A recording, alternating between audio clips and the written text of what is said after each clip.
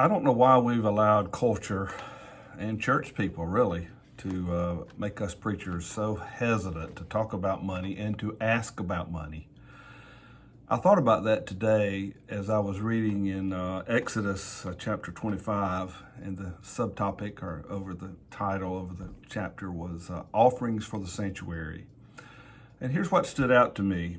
The Lord spoke to Moses, saying, "Speak to the children of Israel that they bring me an offering. From everyone who gives it willingly with his heart, you shall take my offering." And I thought about, money matters. I don't know why it is in church we're so hesitant to talk about it. In any other place, our government kind of expects us to pay taxes. They'll lock you up. They'll take everything you've got if they have to.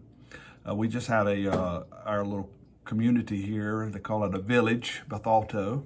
They had a little town circus thing, and it's free entry. You can just show up.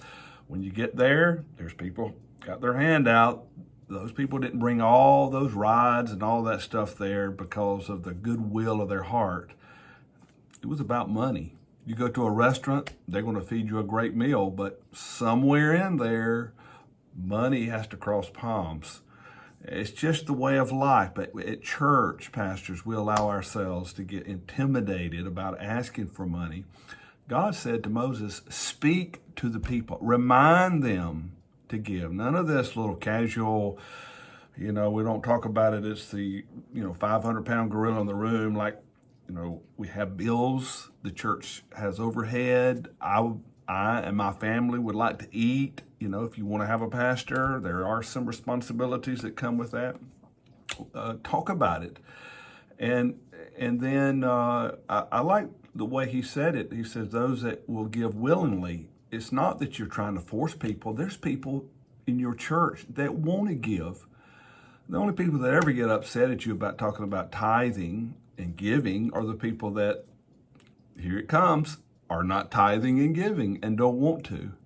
The people that do. Just recently I spoke at the Tools Conference, and I talked about tithing, and I had several of the good laymen come by and just say, thank you for talking about that. And what I was doing was validating the good people and not being intimidated by the stingy people or the people that are self-obsessed with their own self and don't want to give. But another thing he said is ask for the best. And he had all of these specific things to give. Give specifically, and ask big and ask for the best. I remember Dan Betzer, who was a great Assembly of God pastor, has gone on to be with the Lord now. But I remember years ago at a missions conference, he was really big into giving to world missions. And I remember him talking about, it was somewhere, maybe in Ohio that he was pastoring, somewhere up in our part of the woods here. And a lady called him and said, "Pastor, I got me a brand new grand piano, and I want you to see it." And so he came to see it, and she says, "And oh, by the way, I want to donate my old piano to the church." And Pastor Betzer said, "Oh, no, I'll take the grand piano, but I don't want second best for the church." And she got offended, got all huffy about it, and but a few days later, she called him and she was crying. She says, "Pastor, you're right. Come pick up the grand piano. Make the big ask. Don't be afraid. Good people, they'll give willingly, eventually." And then God instructed him to connect their giving to a God cause, a God purpose. He said, "Let them build me a sanctuary." And he don't need a sanctuary.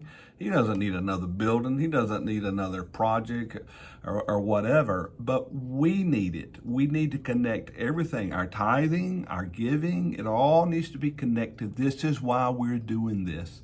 That's why often when I go to a church, I'll bring a 5-year missions report. I order this from Brother Gillum, our missions rep, in his office. They send it to me, and they have it broke down how many people statistically were saved due to your missions giving. What are they doing? They're not being manipulative. They are connecting our giving to a God cause, to a God purpose.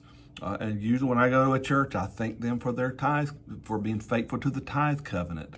And I will usually always mention other churches that I am personally aware of and other issues around the world that when we all give the tithe of the tithe that goes from the local church to the denominational church, that tithe of tithe, it is making a difference. It's not just going into a black hole, but it is making a difference. So I try to connect it to a God purpose.